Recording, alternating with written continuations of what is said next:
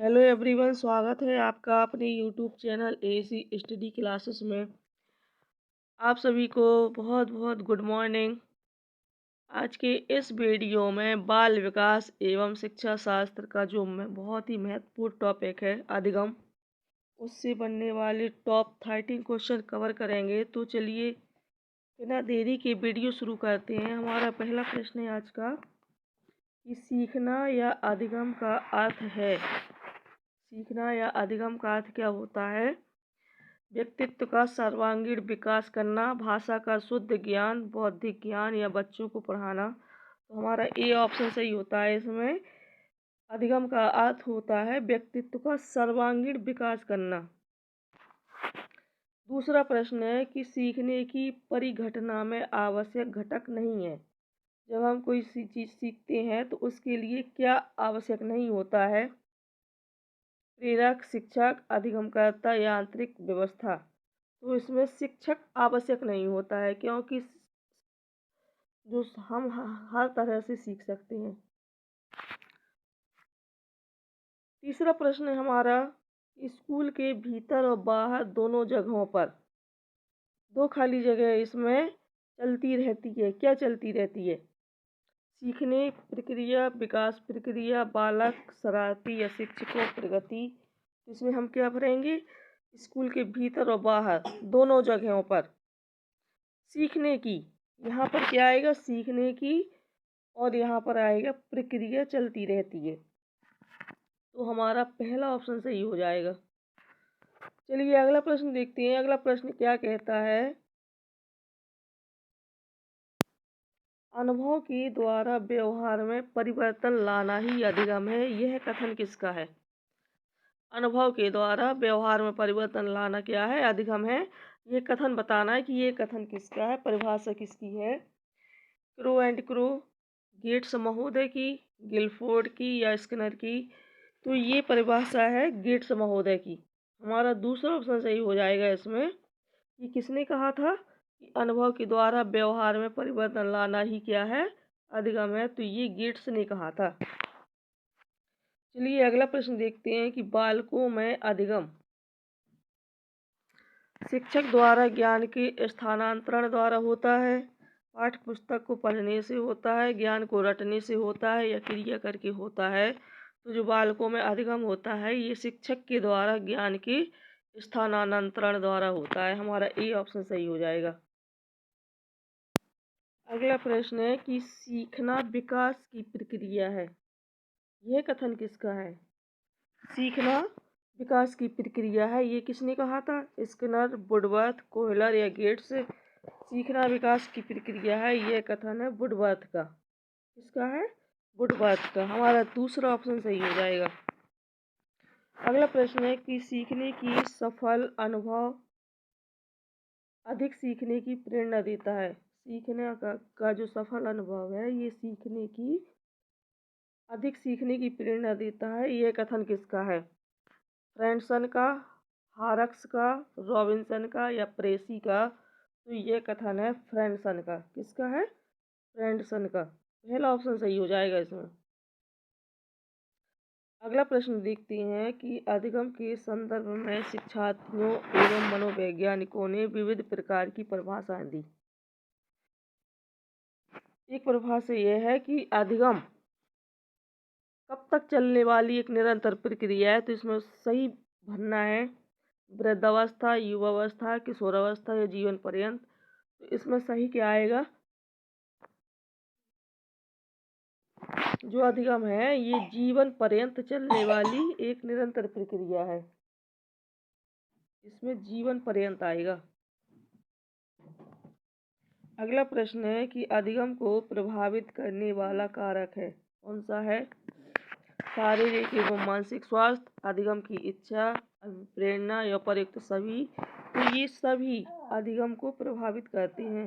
अगला प्रश्न है बच्चों के लिए सीखना कैसा होता है? खेल खेल में होता है, संतोषमय होता है, हर तरह का होता है या कठिन होता है? बच्चों के लिए सीखना खेल खेल में होता है, यानी बच्चे खेल खेल में सीख जाते हैं। अगला प्रश्न है कि जब पूर्व का अधिगम नई स्थितियों के सीखने को बिल्कुल प्रभावित नहीं करता तो यह कहलाता है। जब पूर्व का अधिगम नई स्थितियों के सीखने के लिए बिल्कुल प्रभावित नहीं करता तो ये क्या कहलाता है? अधिगम का सकारात्मक स्थानांतरण, अधिगम का शून्य स्थानांतरण, निरपेक्ष स्थानांतरण या फिर अधिगम का नकारात्मक स्थानांतरण। तो ये अधिगम का शून्य स्थानांतरण कहलाता है। कब? जब पूर्व का अधिगम नई स्थितियों के सीखने में को बिल्कुल भी प्रभावित नहीं करता है। अगला प्रश्न है हमारा कि जब एक शिक्षक वक्र रेखा यह प्रकट करती है कि प्रारंभिक प्रयासों में सीखने की गति तीव्र है किंतु बाद में प्रयासों में यह गति क्रमशः सामंत होती चली जाती है, तो यह इस प्रकार के शिक्षण को क्या कहा जाता है? मतलब पहले तो सीखने की गति तीव्र होती है लेकिन धीरे धीरे वो क्या होती है? कम होती जाती है। तो ये इस प्रकार का शिक्षण क्या कहलाता है? धनात्मक शिक्षण वक्र हो जाए, ऋणात्मक शिक्षण वक्र या इनमें से कोई नहीं, तो ये ऋणात्मक शिक्षक वक्र कहलाएगा। यानी हमारा तीसरा ऑप्शन सही हो जाएगा। अगला प्रश्न देखते हैं कि अधिगम की प्रकृति है। कैसी है अधिगम की प्रकृति? तथ्यात्मकता, गुण दोष विवेचन, बौद्धिकता, सभी। तो ये अधिगम की प्रकृति की ये सभी विशेषताएं हैं। अगला प्रश्न है कि बच्चों के सीखने के संदर्भ में निम्नलिखित में से कौन सा कथन सत्य है? कौन सा कथन सत्य है इनमें से? सीखना अनुभव या व्यवहार में परिवर्तन है, सीखना किसी भी मध्यस्थता के बिना नहीं हो सकता, सीखने के बाद व्यक्ति स्वयं दुनिया को समझने के योग्य हो जाता है, या बच्चे व्यक्तिगत स्तर पर दूसरों से भी विभिन्न तरीके से सीखते हैं। तो ये हमारा दूसरा ऑप्शन सही हो जाएगा इसमें कि सीखना किसी भी मध्यस्थता के बिना नहीं हो सकता। अगला प्रश्न है कि प्रेक्षणात्मक अधिगम संप्रत्यय किसके द्वारा दिया गया? प्रेक्षणात्मक अधिगम संप्रत्यय बंडूरा, थॉर्नडाइक, कोहलर, टॉलमैन। तो ये बंडूरा के द्वारा दिया गया। किसके द्वारा? बंडूरा के। अगला प्रश्न है कि अधिगम में प्रयत्न एवं भूल का सिद्धांत किसके द्वारा दिया गया? प्रयत्न एवं भूल का सिद्धांत दिया था किसने? थॉर्नडाइक ने दिया था।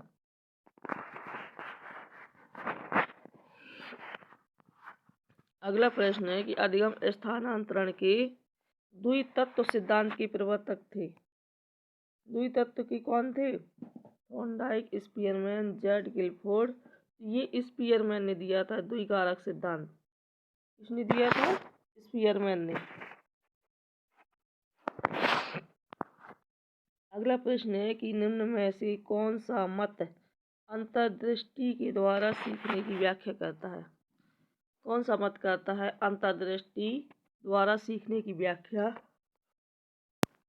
मनोविश्लेषणवाद, व्यवहारवाद, गेस्टाल्टवाद या संबंधवाद। तो इसका सही आंसर हो जाएगा गेस्टाल्टवाद। जो गेस्टाल्टवाद है यह अंतर्दृष्टि द्वारा सीखने की व्याख्या करता है। अगला प्रश्न देखते हैं कि क्रिया प्रसूत अनुबंधन सिद्धांत का प्रतिपादन किसने किया था? क्रिया प्रसूत पूछा गया है इसमें। अनुबंधन सिद्धांत का प्रतिपादन किसने किया? तो ये किया था स्किनर ने। किसने किया था? स्किनर ने।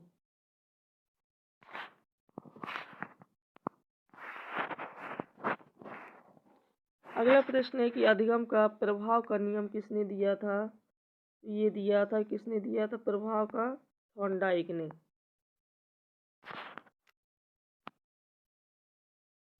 अगला प्रश्न है कि बहुखंड अथवा बहुतत्व बुद्धि का सिद्धांत किसने दिया था? बहुखंड अथवा बहुतत्व बुद्धि का सिद्धांत स्किनर, थॉर्नडाइक, पावला या वाटसन। ये भी किसने दिया था? थॉर्नडाइक ने दिया था।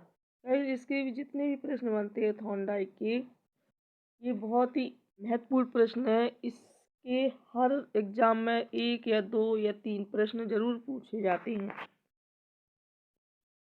अगला प्रश्न है थॉर्नडाइक के सीखने के मुख्य नियम में नहीं है। इनमें से बताना है कि सीखने के जो 3 मुख्य नियम दिए थे और 5 गौड़ नियम दिए थे। तो मुख्य नियम में बताना है कि इनमें से एक ऐसा है जो मुख्य नियम के अंतर्गत नहीं आता है। कौन सा है? तत्परता का नियम, प्रभाव का नियम, अभ्यास का नियम या मनोवृत्ति का नियम।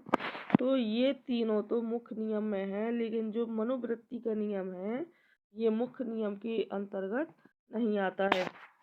अगला प्रश्न है कि अधिगम के व्यवहार सिद्धांत के प्रतिपादक कौन है?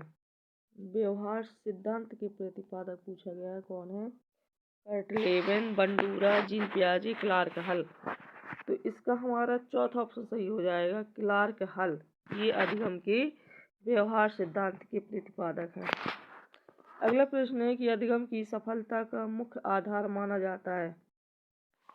अधिगम की सफलता का मुख्य आधार क्या माना जाता है? दंड व आरोप, पुरस्कार व प्रशंसा, लक्ष्य प्राप्ति की उत्कृष्ट इच्छा या अधिकारी बनने की इच्छा।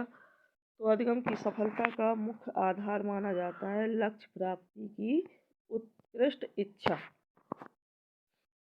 अगला प्रश्न है, एक बालिका को साइकिल चलाना आता है, वह स्कूटी खरीदती है तो आसानी से स्कूटी चलाना सीख जाती है। यह अधिगम का कौन सा स्थानांतरण है? तो पार्श्विक, नकारात्मक, शून्य या सकारात्मक। तो यह सकारात्मक स्थानांतरण कहलाता है। अधिगम का कौन सा स्थानांतरण है? तो ये सकारात्मक है।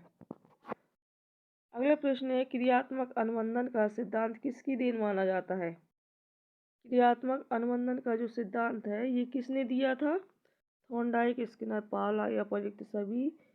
तो ये स्किनर ने दिया था। किसने दिया था? स्किनर ने। अगला प्रश्न है हमारा कि गेस्टाल्ट का अर्थ है। बहुत वेरी इंपॉर्टेंट क्वेश्चन है ये। गेस्टाल्ट का अर्थ क्या है? व्यवहार के रूप में, परिवर्तन के रूप में, मशीनों के रूप में या समग्र के रूप में।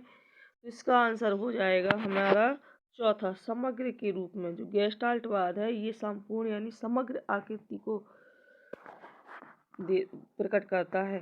अगला प्रश्न है, सीखना विकास की प्रक्रिया है, यह परिभाषा किसकी है? सीखना विकास की प्रक्रिया ये किसने कहा? क्रो एंड क्रो ने, वुडवर्थ ने, गिलफोर्ड ने, स्किनर ने। तो ये वुडवर्थ की परिभाषा है। किसकी है? वुडवर्थ की। क्या कहा था वुडवर्थ ने? कि सीखना विकास की क्या है? एक प्रक्रिया है। अगला प्रश्न है कि कक्षा 7 का रोहन प्रारंभिक पाठों को तो तीव्र गति से सीखता है, परंतु धीरे धीरे उसके सीखने की गति कम हो जाती है और एक समय ऐसा आता है कि वह सीखने कितने भी प्रयास करने पर भी वह अधिक नहीं सीख पाता। यह प्रक्रिया क्या है? ये अधिगम का पठार कहलाता है कि जब सीखने की प्रक्रिया में कोई ना तो वृद्धि होती है ना कमी होती है, तो क्या होता है? एक पठार, अधिगम का पठार कहलाता है ये। अगला प्रश्न है हमारा कि न्यूनतम अधिगम स्तर की कक्षा में शिक्षक का मार्गदर्शन होता है। न्यूनतम अधिगम स्तर की कक्षा में शिक्षक का मार्गदर्शन होता है अधिगम प्रतिफल के मापन में, अधिगम उद्देश्यों की पहचान में, उद्देश्यों के निर्धारण में, उपयुक्त सभी। तो इन सभी में शिक्षक का मार्गदर्शन होता है। तो ये वीडियो, इसमें टॉप 13 क्वेश्चन थे जो अधिगम से संबंधित हैं। ये आपके एग्ज़ाम के लिए बहुत ही यूजफुल हैं। तो अगर आपको हमारा ये वीडियो पसंद आया हो तो लाइक ज़रूर कीजिए और कमेंट बॉक्स में अपने सुझाव लिख करके ज़रूर बताइए हम तक। और हाँ, हमारे चैनल को सब्सक्राइब करना ना भूलिए। Thank you so much.